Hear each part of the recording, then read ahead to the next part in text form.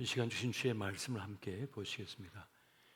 베드로전서 2장 9절에서 10절까지의 말씀을 우리 다 함께 한 목소리로 합독하도록 하겠습니다. 다 같이 봅니다. 시작. 그러나 너희는 택하신 족속이요 왕 같은 제사장들이요 거룩한 나라요 그의 소유가 된 백성이니 이는 너희를 어두운 데서 불러내어 그의 기이한 빛에 들어가게 하신 이에 아름다운 덕을 선포하게 하려 하심이라.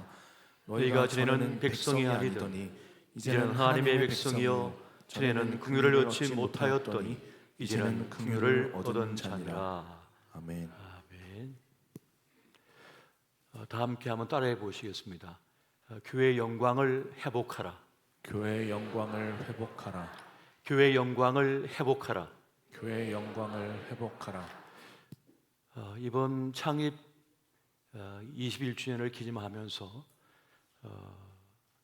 부흥성의 주제를 어떻게 정하고 또 말씀을 지내야 될까라고 하는 기도 속에서 하나님께서 저에게 주신 메시지는 교회의 영광을 회복할 것을 말씀해 주셨습니다. 우리 모든 하나님의 교회인데 그 교회된 영광을 지금 가지고 있는가, 그 영광을 품고 살고 있는가라고 하는 그 문제에 대해서 그것이 우리에게 가장 중요한 풀어야 될 숙제, 또 우리가 매듭지어야 할 문제가 아닌가라고 하는 그런 깊은 감동이 있었습니다. 그런데 첫 날부터 큰 위기가 다가왔어요. 이번 첫 번째 날에 말씀을 선포하기로 약속하셨던 강사 목사님께서 갑작스럽게 심근경색으로 쓰러지신 바람에 이것을 어떻게 할 것인가. 지금까지 제 목회 생활 중에 부흥성에 강사님이 쓰러지신 경우는 처음이었거든요. 목사님께서 저희 교회 이 부흥회를 위해서 기도하며 준비하시며 그렇게 계획하셨는데 그렇게 쓰러지시는 바람에 이것이 보통 영적인 전쟁이 아니구나 하는 생각을 가지게 되었습니다. 그래서 원로 목사님과 함께 이 문제를 가지고 기도하는 가운데 목사님께서 첫날에 메시지를 전해주시기를 말씀하시고 그렇게 첫날 오셔서 우리 교회의 가장 중요한 문제, 가장 필요한 문제, 또 주님께서 주신 메시지를 전해주심을 통하여 도리어 그 영적인 반전이 일어나면서 우리의 굳어졌던 마음을 흔들고 깨트리면서 다시 우리 영성을 깨우는 그런 첫날의 시간을 주셨습니다. 그리고 둘째 날에는 우리 김선아 박사님께서 오셔서 우리 속에 있는 연약함, 우리 안에 있는 문제들, 또 우리가 지난 과거의 상처 속에 묶여있던 그 모든 것에 대해서 도리어 하나님께 감사하고 찬양하라고 하는 전혀 다른, 보통 문제를 만나면 아파야 되고 우리는 슬퍼야 되고 그 때문에 고통스러워야 되고 누군가 비난해야 되는데 그것이 아니라 하나님 앞에 도리어 감사를 선포하고 하나님을 찬양하고 그 과거의 끈에서 발목 잡힌 것에서 이제는 벗어나서 다시 나아가라고 하는 그런 메시지를 주셨어요. 그래서 저 자신부터 너무 큰 은혜를 받았고 큰 도전을 받았으며 큰 위로를 경험하게 되었습니다. 이제 셋째 날을 맞이해서 하나님께서는 우리의 교회된 존재의 그 영광스러움에 대하여 저에게 말씀을 전하라고 그렇게 인도하여 주셨습니다. 그래서 오늘 저는 베드로전서 2장 9절부터 10절까지의 말씀을 가지고 교회의 영광을 어떻게 회복할 것인지 그 세 가지 지점을 함께 살펴보고자 합니다. 우리가 창립 21주년을 맞이하면서 교회의 존재성에 대해서 여러분 교회에 대해서 어떻게 여러분 생각하고 계십니까?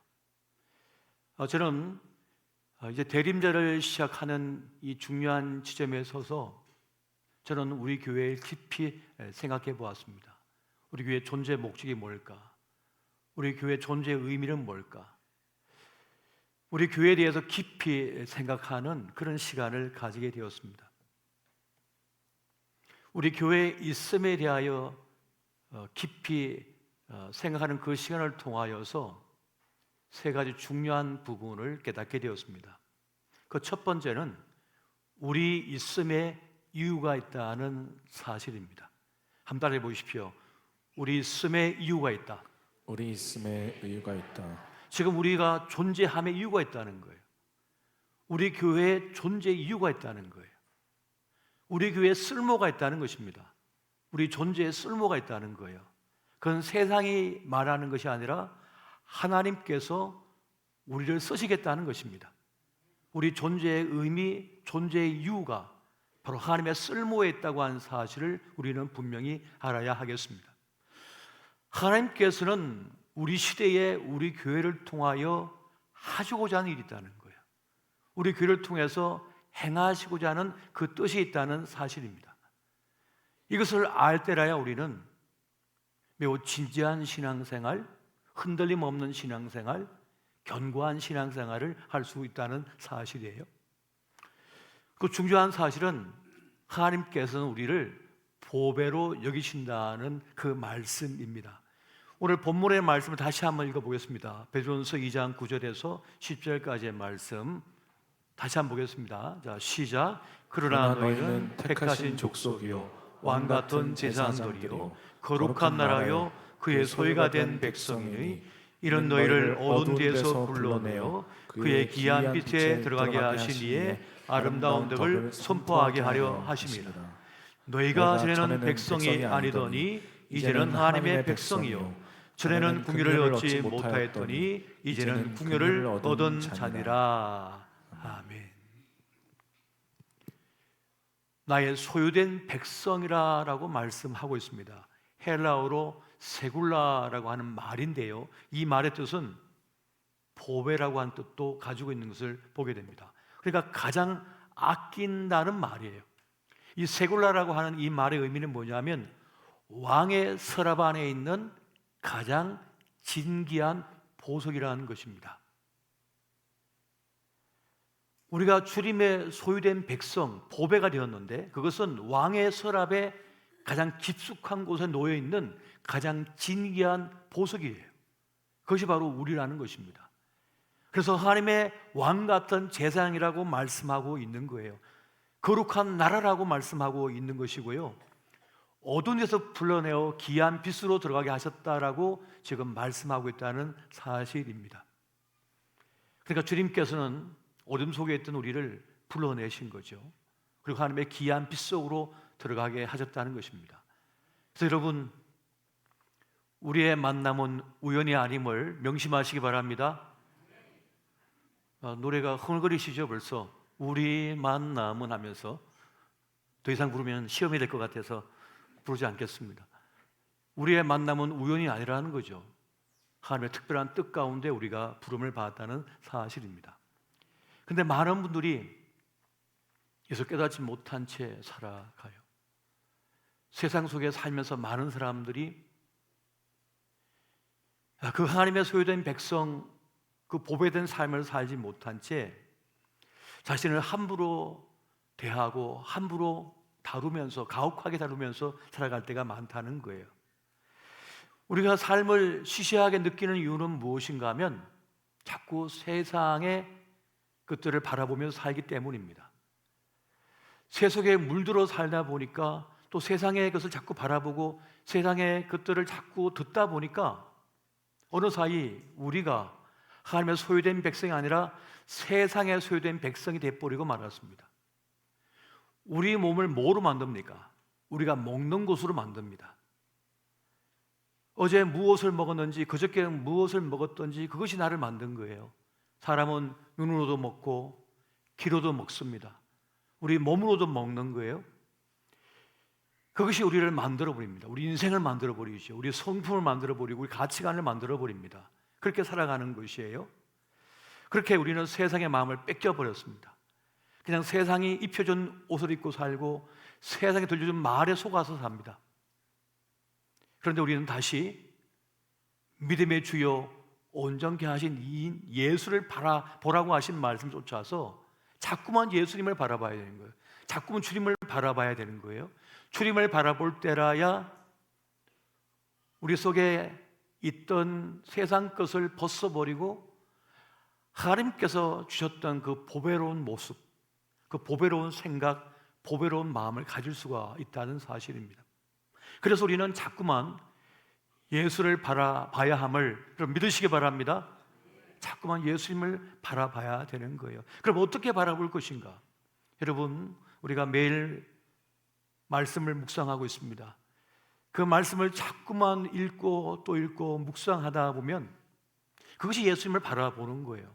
또 자꾸만 우리가 주님을 찬양하는 거죠. 하나님의 그 구원의 역사를 찬양하는 거죠. 자꾸 주님을 찬양하는 가운데 우리는 자꾸만 주님을 바라보게 되는 것입니다. 그리고 내 입술로 하나님을 고백하는 거죠. 내 입술로 하나님을 찬양하는 거죠. 그런 가운데 우리는 주님을 자꾸만 바라보게 되는 것입니다. 그러면서 내 속에 내적인 힘, 믿음이 생겨나기 시작하는 거예요.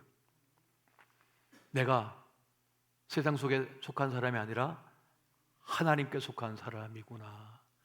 내가 그저 세상에 저 수많은 사람들 중에 있는 한 사람이 아니라 주님께 속한 보배로운 존재구나, 천하보다 귀한 생명이구나 하는 사실을 그제서야 깨닫게 되어지는 것입니다.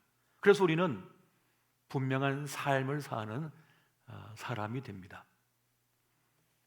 제가 좋아하는 것 중에 배추전 말고도 또 하나가 있습니다. 겨울에는 붕어빵을 좋아하는데요. 제가 평소에 빚을 안 지고 사는데 제가 몇 년째 빚을 지고 살고 있습니다. 한 3천억 정도 되는 게 아니라 3천원 빚을 졌는데 이걸 못 갚고 있어요. 3년째. 갚을 길이 없어요.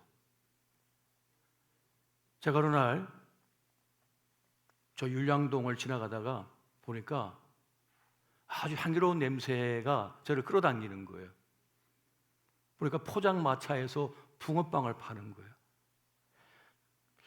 먹을까 말까 하다가 몸 건강 관리해야 되는데 지나가는데 그 붕어빵을 굽던 할머니가 어이 청년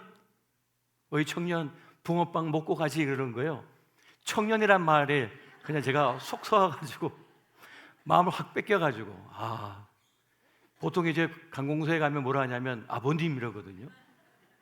아버님 말씀을 듣다가 청년이라 하니까 제가 기가 번쩍 뛰어가지고 저도 모르게 그 앞에 서 있는 거예요. 그래서 좀 먹고 가라 하길래 해서 얼마씩 해요? 하고 묻고는 제가 그런데 가진 게 없는 거예요.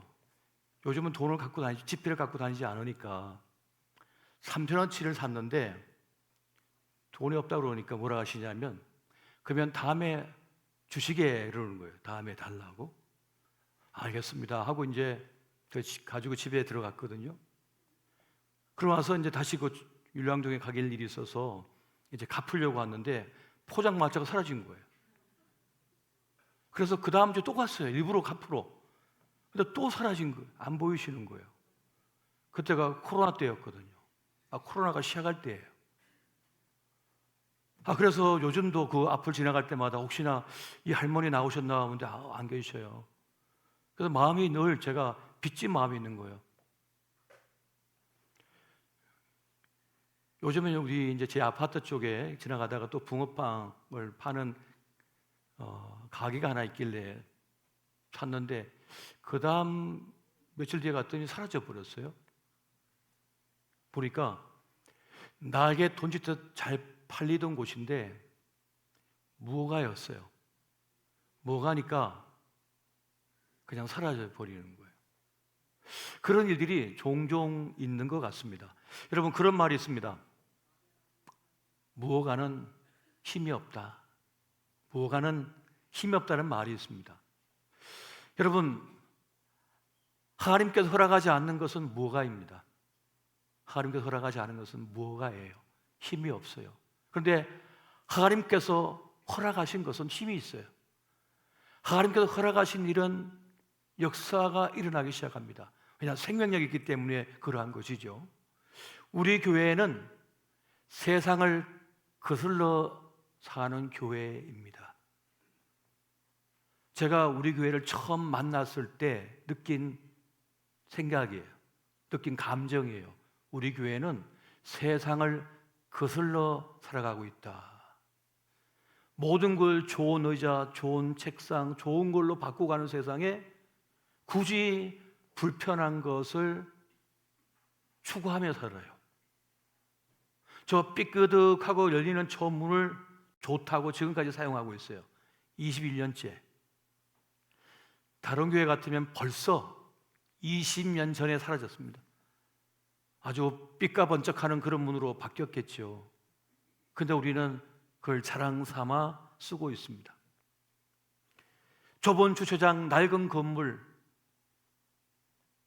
누구나 찾아올 사람 없을 것 같은 곳에 주일이면 주차장에 미어 터질 정도로 많은 분이 찾아오시고 또 저 주변에다 차를 대시고 걸어서 다 옵니다.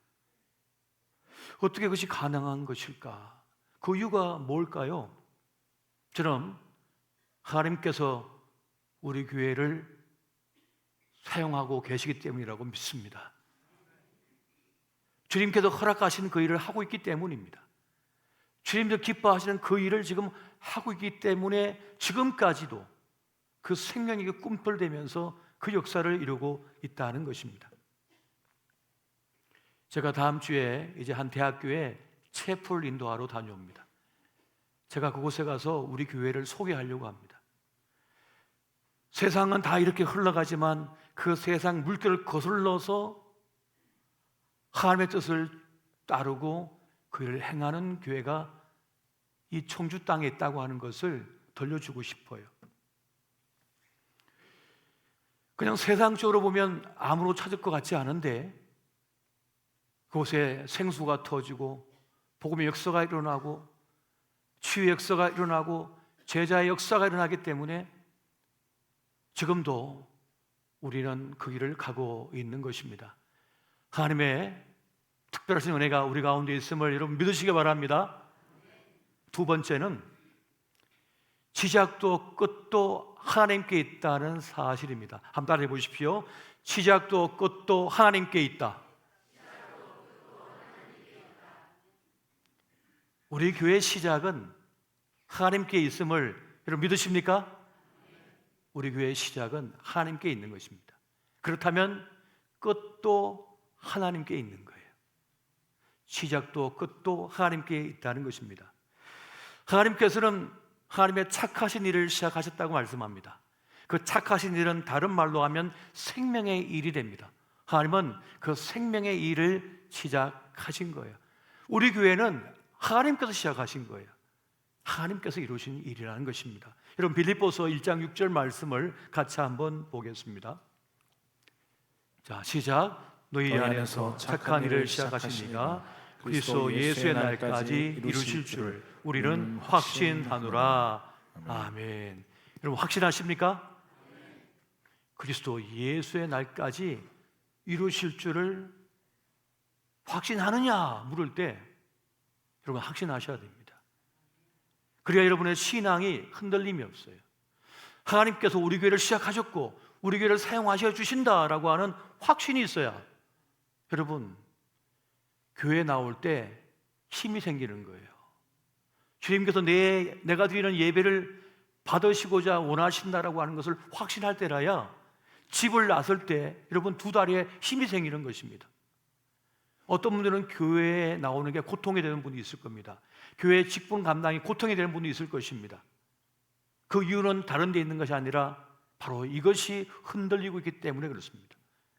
이 확신이 흔들리고 있기 때문에 재미를 잃어버렸고 기쁨을 잃어버렸고 은혜를 잃어버렸고 그리고 그 영광을 잃어버린 것이 이루어진 것입니다. 많은 사람들이 내가 끝내는 줄 알아요. 내가 이걸 끝내는 줄 알아요. 또 내가 시작하는 줄 알아요. 신앙생활을 내가 시작하고 내가 끝내는 줄 알아요. 그런데 그렇지 않다는 것입니다. 하나님께서 시작하셨고 하나님께서 끝내신다는 거예요. 이걸 모르기 때문에 많은 분들이 신앙생활에 어려움을 겪습니다. 신앙생활에 아픔을 겪을 때가 많은 것이에요. 우리는 돈이 없으니까 이제 끝내야겠다. 재미가 없으니까 이제 끝내야겠다. 즐거움이 없으니까 이제 끝내야겠다. 지지한 사람이 없으니까 끝내야겠다. 박수 쳐준 사람이 없으니까 끝내야겠다. 내가 끝내는 줄 안다는 것입니다. 그것이 아니라 하나님께서 끝내셔야 끝나는 거예요. 주님께서 그만하라고 하셔야 그만할 수가 있다는 것입니다. 하나님께서 끝내지 아니하시면 끝이 아닌 줄 믿으시기 바랍니다. 내가 끝내는 게 아니에요. 내가 멈추는 게 아닙니다. 주님께서 멈추셔야 우린 멈출 수가 있는 것입니다. 우리의 교회 생활, 우리의 기쁨 생활도 마찬가지입니다. 주님께서 그만하고 말씀하셔야 그만할 수가 있다는 거예요. 여러분, 나는 알파와 오메가요 라고 말씀하셨잖아요. 처음과 끝이라고 주님께서 말씀하신 거예요. 주님께서 시작하시고 주님께서 끝내신다는 거예요. 주님께서 우리 교회를 시작하셨으니 주님께서 주 오실 그날에 끝내실 줄을 믿으시기 바랍니다. 하나님께 달려있는 것입니다. 그리고 어떤 식으로 끝내실 줄은 알 길이 없습니다. 어떤 길로 가게 하실 줄은 알 수가 없는 것이에요. 그래서 우리는 전적으로 하나님을 믿는 신앙생활을 해야 합니다. 여러분, 요한복음 6장 29절 말씀 같이 한번 볼게요. 자, 시작. 예수께서 대답하여 이르시되 하나님께서 보내신 이를 믿는 것이 하나님의 일이니라 하시니. 하나님을 믿는 것이 하나님의 일이래요. 그러니까 우리는 주님을 믿기만 하면 되는 겁니다. 하나님 믿는 것이 하나님의 일을 하는 것이다 라고 말씀합니다. 그러니까 이 믿음을 지켜내는 것이 중요합니다. 하나님께서 우리 교회를 사용하고 계신다고 하는 이 사실을 믿는 것이 중요한 거예요. 이걸 믿음을 지켜내는 게 중요합니다. 그런데 이 믿음의 근육이 없으면 조그마한 일에도 흔들려 버려서 무너져 버립니다. 금방 신방해 버려요. 본인은 지켜내고 싶고 버텨내고 싶지만 이 믿음의 근육이 약하다 보니까 주저앉아 버리는 거죠. 그래서 우리는 믿음의 근육을 키워야 하는 것이에요. 엘리야가 그렇게 말합니다. 주님, 다 죽고 저만 남았습니다. 그랬더니 하나님께서 뭐라 하십니까? 너 말고도 아직 바알에게 무릎 꿇지 않은 자가 7,000명이나 더 있다 라고 말씀하시면서 그 로덴 나무에 지쳐 쓰러져 있는 그에게 어떻게 합니까? 주님께서 떡을 가져다 먹이시고 물을 마시게 하시고 또 잠을 자게 하시고 그리고 힘을 얻게 해갖고는 다시 하나님께서 맡기신 그 일을 하러 보내시죠. 본인은 끝냈다고 생각했어요. 난 끝났다고 생각했어요. 도망쳤으니까. 그런데 주님께서 끝내신 게 아니에요. 끝내실 때까지 계속 가도록 하신 것입니다. 우리가 잘 알고 있는 베드로가 3번이나 주님을 부인했잖아요. 도망쳤습니다. 저주하고 도망쳤습니다. 그런데 베드로는 끝났다고 생각했는데 주님은 끝났다고 생각하지 않으셨습니다. 베드로를 다시 시작하게 하셨죠. 그래서 초대교회의 반석과 같은 인물이 되었던 것을 보게 됩니다. 많은 분들이 신앙생활에 어려움을 당하는 이유는 그 교회의 영광을 맛보지 못한 이유는 뭐냐면 자기 고집이 너무 세요. 자기의가 너무 강해요. 그래서 자기가 시작하고 자기가 끝낸다고 생각하는 거예요. 자기에게 달렸다고 생각하는 거예요. 그러나 신앙생활은 그것이 아닙니다. 하나님께 달려있음을 믿는 것입니다. 하나님께 달려있는 걸 믿는 거예요. 주님께 맡겨드리는 것입니다. 만약 우리가 누군가를 판단하고 누군가에 대하여 결론을 내린다 버린다면 어떻게 됩니까? 그건 그가 하나님 노릇을 하는 거죠. 하나님 자리에 서 있는 것을 보여주고 있는 거예요.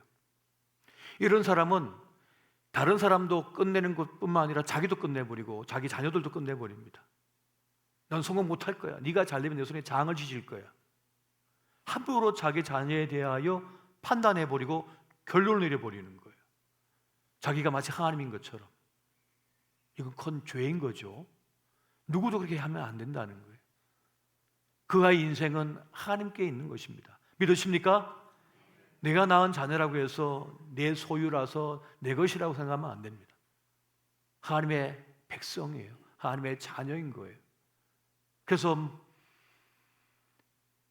요셉은 하나님의 그 손에 모세를 떠내려 보내죠. 자기가 할 수 있는 모든 걸 하고 난 뒤에 그 너머는 뭡니까? 하나님께 맡겨버린 거예요. 내가 먹이고 입히고 키울 수 있는 최대한은 하지만 그 너머의 인생은 뭡니까? 주의 손에 맡겨야 된다는 거예요. 이것이 최고의 교육법입니다. 믿음의 사람이 하는 교육법이에요. 주님 손에 맡겨드려야 돼요. 내가 끝까지 만들려고 하면 덧나버립니다. 내가 할 수 있는 바 다 하고 그 너머의 위대한 일은 하나님께 맡겨버리는 겁니다. 결과는 주님께 맡기는 것이지요. 그래서 여러분, 어떤 일을 만나든지 섣불리 결론 내리지 마시기 바랍니다.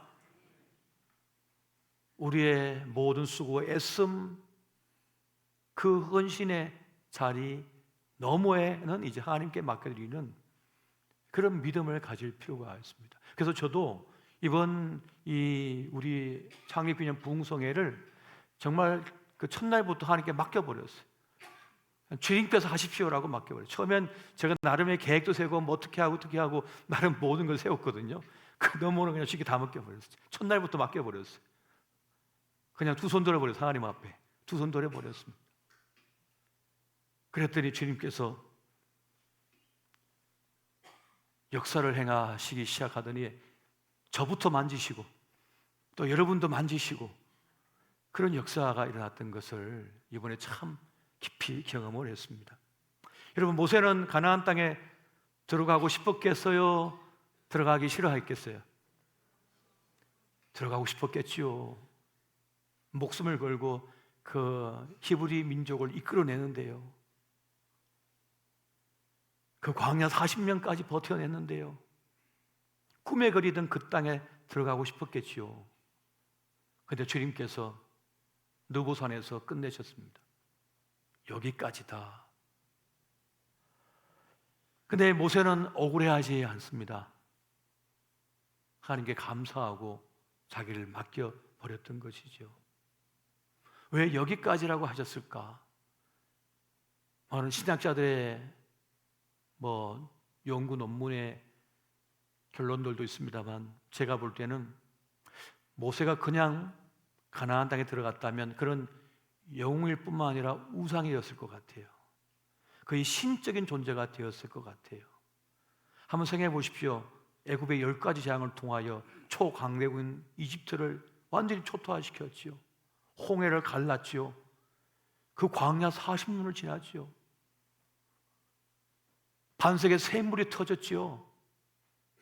그것도 자기가 지팡이를 내리쳐가지고 말이죠. 그러니까 그는 그 신의 경지에 오른 사람이 됐을 거예요. 그렇게 추정을 받았을 겁니다. 근데 하나님께서는 모세를 위대한 지도자로 만족해 하셨습니다. 하나님께서 끝내시는 그 일은 우리가 헤아릴 길이 없어요. 그건 하나님께서 하신 일이기 때문에 그렇습니다. 여러분, 다윗은 자기 손으로 하나님의 거룩한 성전을 짓고 싶었지요. 저도 목회자로서 목회자의 꿈은요, 하나님의 거룩한 교회를 건축하는 거예요. 그걸 세우는 거예요. 하나님의 거룩한 전을 세우는 거예요. 저는 군에서 이미 3번을 건축해서 하나님께 봉헌을 드렸습니다. 그 영광스러움을 압니다. 그런데 이 다윗은 어떻겠어요? 다윗 또한 그 하나님의 영광스러운 거룩한 성전을 세우고 싶었던 거예요. 그래서 그 많은 비용을 들여서 모든 재료를 다 준비했잖아요. 그런데 하나님께서 멈추라. 여기까지. 성전은 너희 아들 솔로몬을 통해 짓겠다라고 하나님께서 말씀하셔요. 그러니까 시작하신 분도 하나님이시요, 끝을 마무리하는 것도 하나님이시요. 그런데 그 마무리 끝이 우리가 하는 것이 아니라 하나님께서 하신다는 거예요. 하나님께서 하신다는 거예요. 그래서 우리는 알 길이 없다는 겁니다.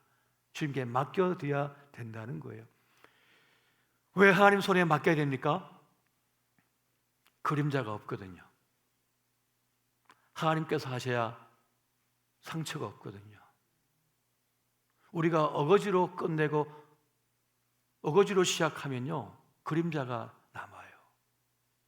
우리 교회 생활 동안에 수많은 선교회라든가 순이라든가 어느 공동체라든지 간에 다 갈등이 왜 생깁니까? 내가 어떻게 하려고 하다가, 우리가 어떻게 생각한 대로 하려고 하다 보니까 서로 다툼이 생기고 갈등이 생기고 아픔이 생긴 거 아니에요? 그림자가 생긴 거 아닙니까? 그런데 시작하신 분도 하나님이시요 끝내신 분도 하나님이시라 주님께 맡길 때 그림자가 없는 것이거든요. 주님께서 하시니라 내가 가늠할 수가 없구나 하고 주님께 맡겨버리는 거죠. 그러면 어둠이 없어요. 그림자가 없는 것입니다. 가장 아름답게 됩니다. 믿으십니까? 무엇이든 마무리할 때 아름다워지는 게 제일 중요한 거거든요. 여러분, 우리 아이들 유치원 마칠 때, 유치원 졸업식 때 아름다워야 되거든요. 초등학교 졸업할 때, 중학교 졸업할 때, 고등학교 졸업할 때, 또 대학을 졸업할 때, 또 직장을 마무리할 때도 아름다워야 되거든요. 근데 많은 이들이 아파요. 슬퍼요. 어둠이 짙어요. 그래서 우리 인생이 고해가 되는 겁니다. 고해가 되는 거예요. 그런데 하나님께서 행하시면 가장 명예롭고 가장 존귀하고 가장 영광스러워짐을 믿으시기 바랍니다. 하나님 뜻에 나를 맡겨버리는 거죠. 주의 뜻에 나를 맡겨드리는 것이에요. 여러분, 하나님께서 시작하신 일은 하나님이 끝내심을 여러분 믿으시기 바랍니다. 그래서 너무 머리 쓰지 마세요. 그냥 하나님께서 살아계시니, 하나님께서 인도하시니 맡긴다 하고 가시는 거죠. 하나님께서 끝내지 않으면 끝낼 수 없습니다. 하나님께서 끝내지 않으시면 끝낼 수 없는 거라니까요. 그냥 가야 되는 것이에요. 우리 청주심의교회가 21주년을 맞이했습니다. 하나님께서 시작하셨으니 주님께서 원하시는 길로, 뜻하신 길로 우리 교회를 이끌어 가실 겁니다. 여러분 믿으십니까? 지금 우리 교회가 살아가는 우리 시대에는 교회의 위기의 시대라고 합니다. 복음의 위기라고 합니다. 저는 그런데 반대로 생각합니다. 지금이야말로 복음의 기회가 되고 있다. 교회의 기회가 되고 있다. 모두가 낭망하고, 모두가 절망하고, 모두가 아파하고, 모두가 상처받고, 요즘 대통령께서 국민 정신 건강을 회복하고자 프로젝트를 지금 시작한다고 그러잖아요. 엄청난 이 액수를 투자해가지고 국민들의 정신을 살려내겠다는 거예요. 너무 자살도 많이 있고 우울증에 많이 걸리고 막 쓰러지니까 국가 차원에서 지금 돌보겠다는 겁니다. 그런데 지금이야말로 그 영적인 부분을 우리가 치유하고 돌봄으로써 살려낼 수 있는 정말 중요한 기회를 우리 교회가 맞이한 것이거든요. 지금이야말로 깊은 영성을 가진 교회, 하나님의 그 사랑의 본을 쫓아서 위로하고 사랑하고 치유하는 그 일을 할 수 있는 그 교회가 필요한 때를 지금 우리가 살아가고 있는 것입니다. 그렇다면 여러분, 우리 교회만큼 특화된 교회가 어디 있습니까? 우리 교회만큼 그렇게 공신력에 인정받는 교회가 어디 있습니까? 주님께서 시작하신 이유가 있다니까요. 주님께서 행하신 이유가 있는 거예요. 우리 짧은 생각으로, 우리의 짧은 판단으로 섣불리 어떤 것을 재단하거나 하나님의 가능성을 제한해서는 안 된다는 사실입니다. 우리 교회는 주님께서 맡기신 그 뜻을 다 이룰 때라야 수명이 다할 것입니다. 그 일을 이루기 전까지는 우리는 멈출래야 멈출 수가 없는 거예요. 그 일을 행해야 되는 것입니다. 여러분, 이제 세 번째는 바로 하나님으로 충만하라입니다. 한 번 해보십시오. 하나님으로 충만하라. 하나님으로 충만하라. 교회의 영광을 회복하기 위해서는 하나님으로 충만해야 한다는 사실입니다. 여러분, 바울 서신을 보게 되면 그 교회를 향한 서신들에서 반드시 말씀하고 있는 바가 있어요. 먼저는 자신이 예수 그리스도의 사도로 부르심을 받았다는 그 말을 먼저 합니다. 그리고 나서는 그 수신자들을 향해서, 그 교회들을 향해서 뭐라고 하냐면 부르심을 받은 사람들, 거룩한 백성들이란 말을 계속 쓰고 있습니다. 신실한 나의 형제 자매들이라고 말을 계속하고 있습니다. 그리고 그 호칭 앞에 붙는 말이 있습니다. In Christ, 그리스도 안에서 한 형제 자매된 이들에게 라고 말합니다. 그리스도 안에서 우리가 한 형제 자매가 되었다고 계속하여 말하고 있는 것을 보게 됩니다. 그러니까 교회의 됨은 이 한마디 속에 들어있는 거예요. 이 말씀 속에 들어있는 것입니다. 예수 그리스도 안에 있다는 이 말씀 무슨 뜻입니까? 우리의 말과 행동이 다 예수 중심이 되어야 한다는 것을 말하는 것입니다. 예수 안에 있어야 된다는 걸 말하는 거예요. 오늘 우리가 어떤 생각을 품었습니다. 그것이 예수 안에 있어야 됩니다. 어떤 말을 했습니다. 예수 안에 있어야 됩니다. 어떤 행동을 했습니다. 그것은 예수 안에 있어야 된다는 거예요. 그게 바로 그리스도 안에서, in Christ 안에서 행하는 말, 행동이 되는 것입니다. 그러면서 사도 바울은 교회에 대해서 매우 중요한 메시지를 주고 있어요. 에베소서 1장 23절 말씀 같이 한번 보겠습니다. 시작. 교회는 그의 몸이니 만물 안에서 만물을 충만하게 하시는 이의 충만함이니라. 아멘.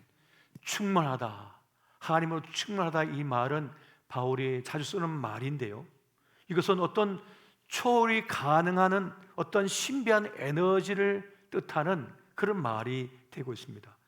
어떤 무엇인가를 초월하게 하는 힘, 파워, 에너지, 그것이 바로 충만이라고 말씀하고 있습니다. 그런데 그 충만이 어떻게 가능하냐? 그 충만의 역사가 어떻게 일어나냐? 하나님으로 충만할 때 어떤 문제든지 어떤 아픔이든지 어떤 사건이든지 그것을 갖다가 이겨낼 수 있다는 겁니다. 세속의 물결을 이겨낼 수 있는 건 뭐냐? 하나님으로 충만할 때라고 말씀하고 계시는 것이에요. 여러분, 교회는 하나님의 충만으로 이 세상을 이기는 줄 믿으시기 바랍니다.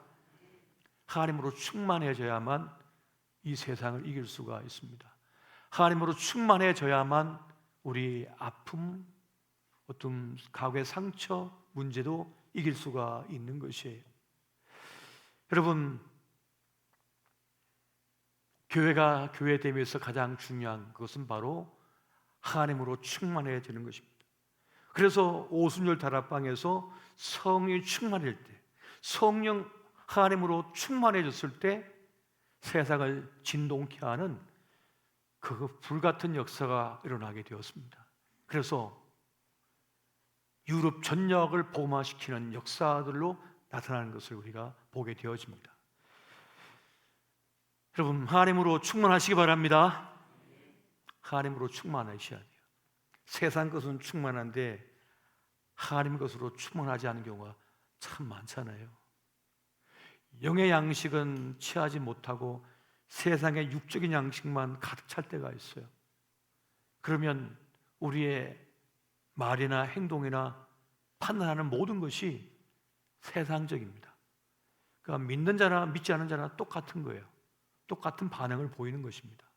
하나님으로 충만하면 어떤 문제를 만났을 때 세상 사람들처럼 행동하지 않습니다.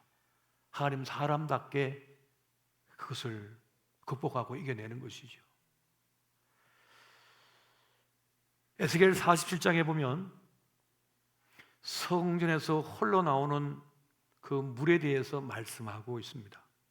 그 성전 문지방에서 물이 어떻게 나오죠? 그 성경을 자세히 보면 물이 점점 차요. 점점 차올라요. 차올라가지고 성전 밖으로 흘러나가는 것입니다. 그러니까 교회 안에 하나님으로 충만해져야만 그 충만한 것이 흘러나가는 거예요. 그리고 그 물결이 흘러나가서 시내를 이루고 강을 이루죠. 그럼 어떡합니까? 그 물이 닿는 곳마다 죽었던 생명체가 살아납니다.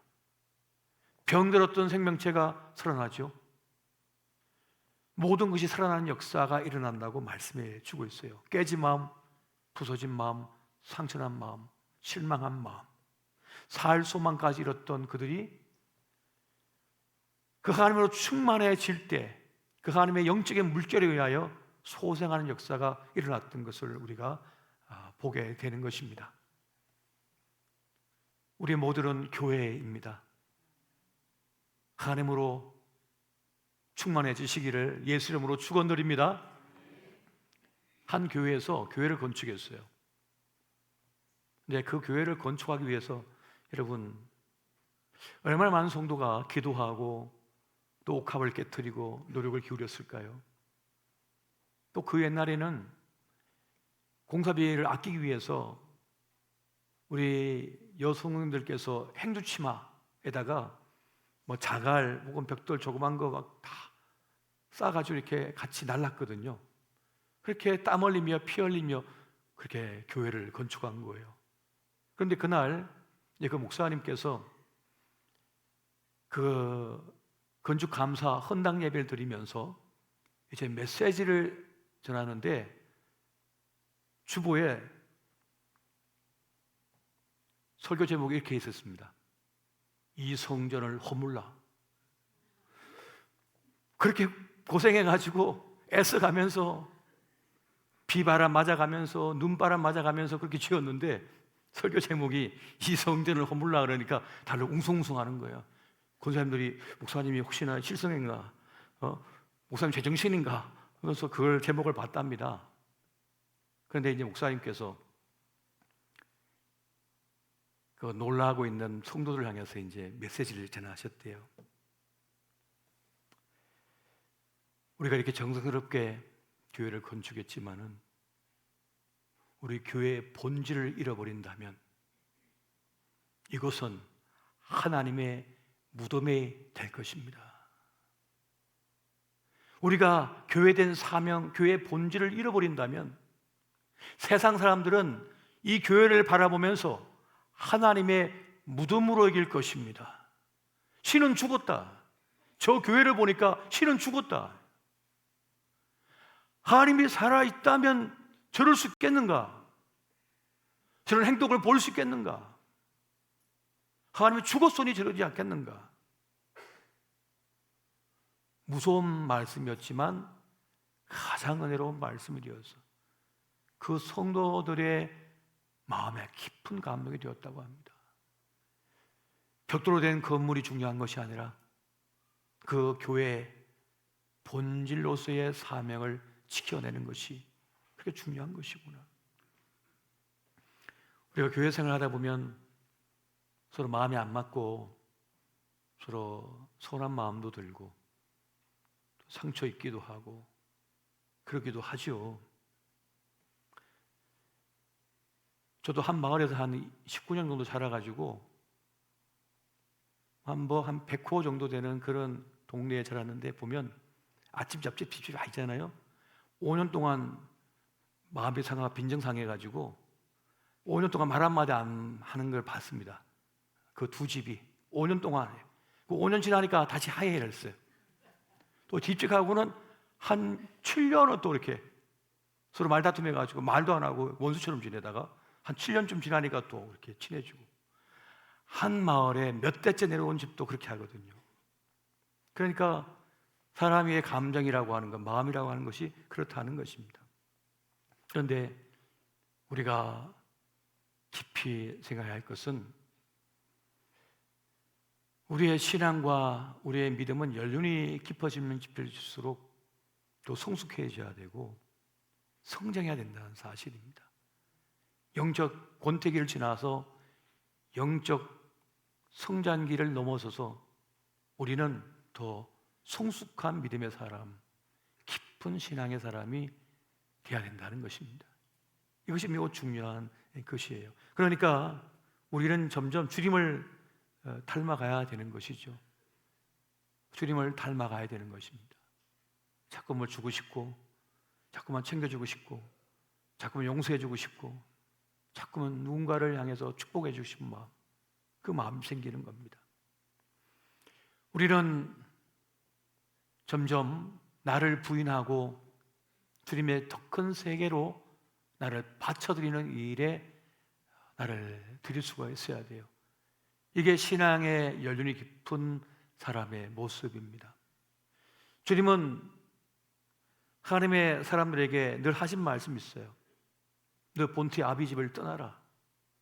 넌 것을 버려두고 나를 따르라. 주님께서 계속 그렇게 말씀하거든요. 가장 안정적이고 익숙하고 늘 그가 썼던 언어, 그런 행동들에서 벗어나서 이제는 주님을 따르는 삶이 되어야 된다고 말씀하고 있다는 사실입니다.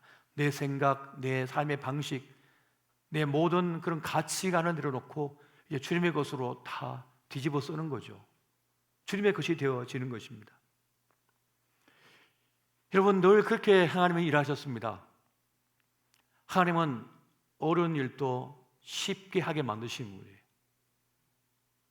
하나님은 아무도 못할 일 같은데 그걸 쉽게 해버리도록 하시는 분이십니다.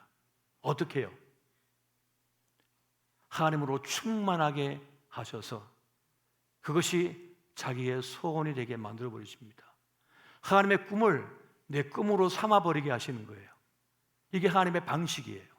그러면 그 어려운 일이 쉬워져 버립니다. 아무도 못할 것 같은 거 일을 해버리게 만들어 버립니다.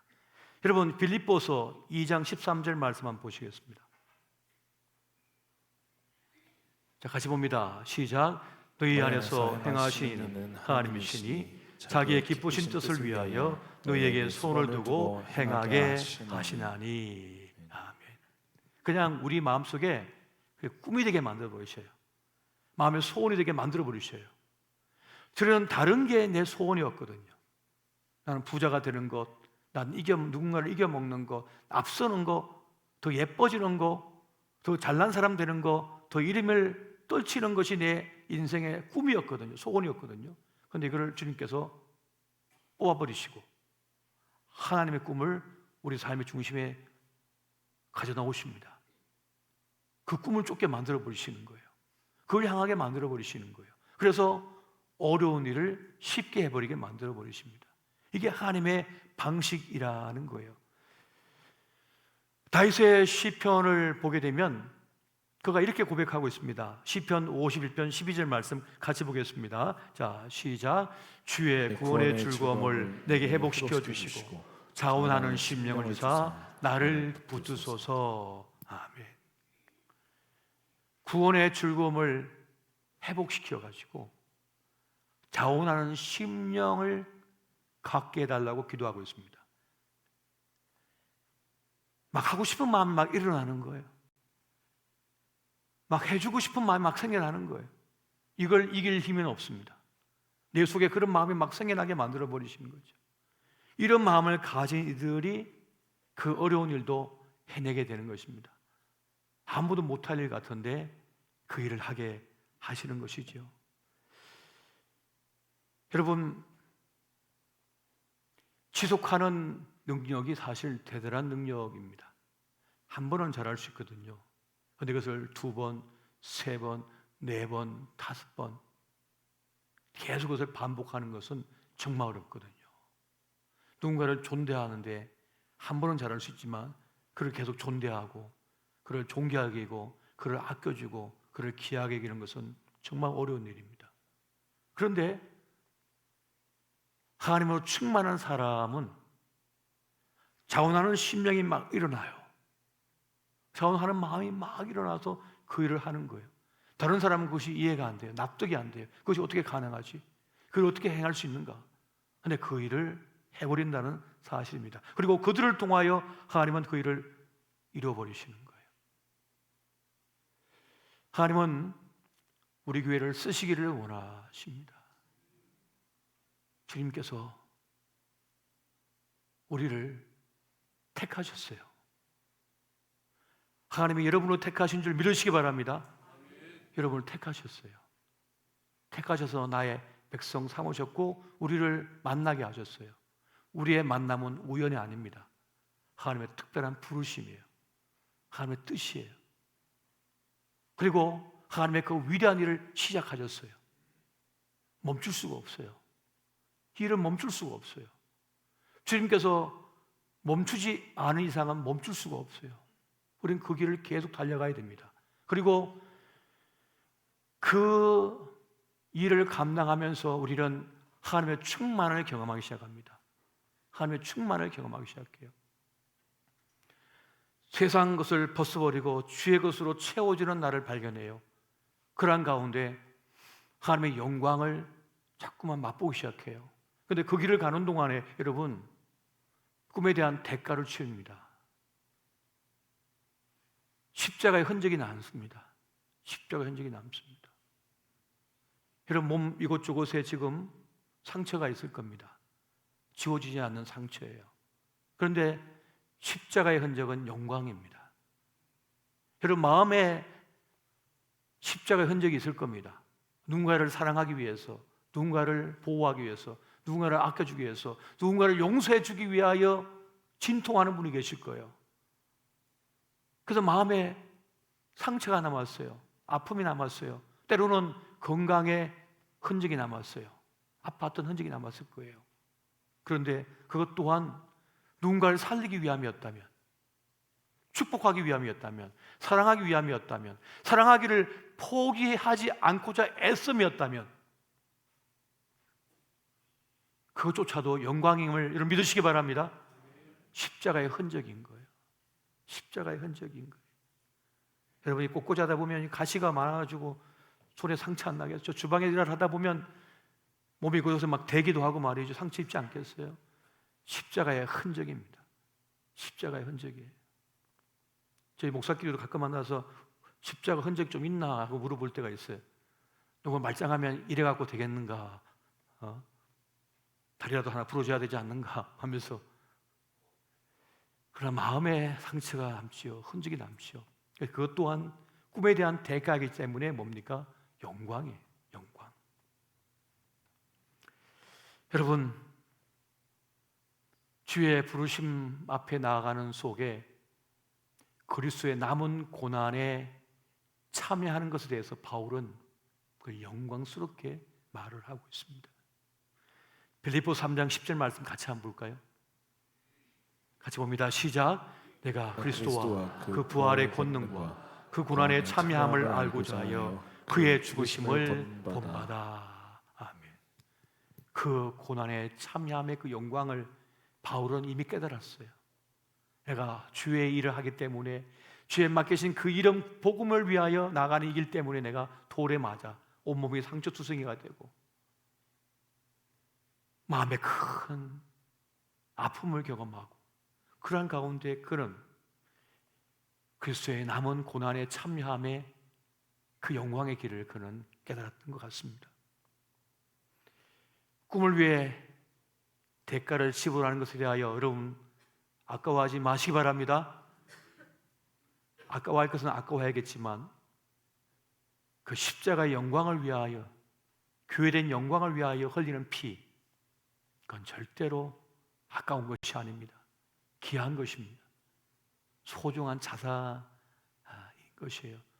혹 압니까? 여러분들이 이제 이 세상을 떠나서 주님 앞에 가서 주님 앞에 딱 섰는데 십자가의 흔적을 보시고는 딸아, 아들아, 나를 위하여 네가 나의 남은 고난에 동참했구나 하지 않으실까요?